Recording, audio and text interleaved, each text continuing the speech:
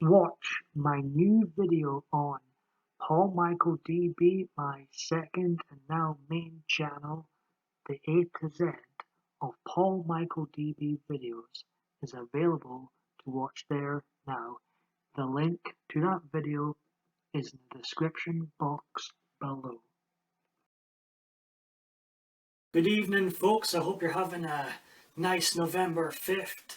I won't be watching the fireworks tonight, as my logic is seen one firework, seen them all.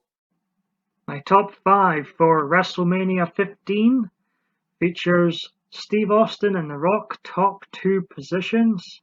The Rock was really, he was growing and growing as a star.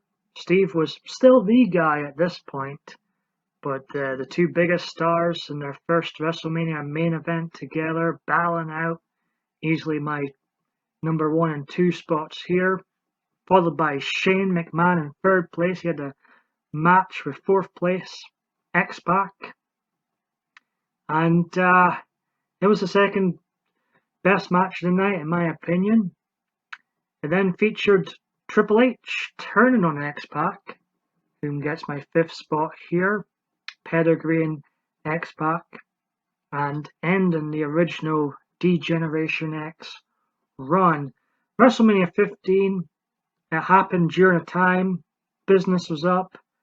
But overall, this show, apart from the main event, which wasn't Austin and Rock's best match either, apart from that, this show was quite disappointing.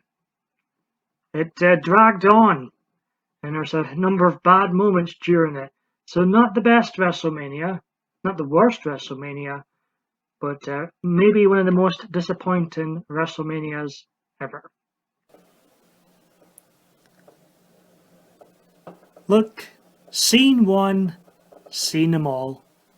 My top 5 for Backlash 1999, the first ever Backlash. Once again, Steve Austin and Rock in number 1 and 2 spots.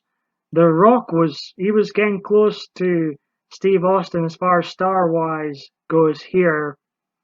You could see the crowd was really getting into him.